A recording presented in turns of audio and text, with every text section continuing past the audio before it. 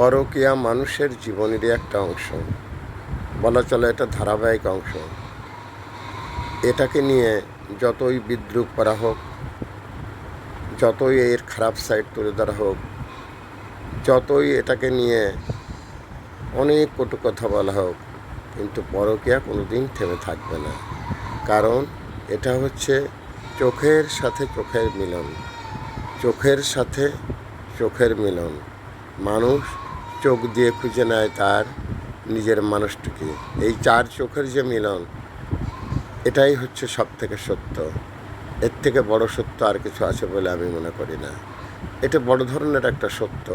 মানুষ নিজেকে খুঁজে পায় আর একজনের চোখের ভাষায়। যখন চার চোখের মিলন হয়, তখনই শুরু হয় সেখানে বিনিময়, ভালোবাসাবাসি। দ্যাটস অল আর ইউর অনার ভাইরাল।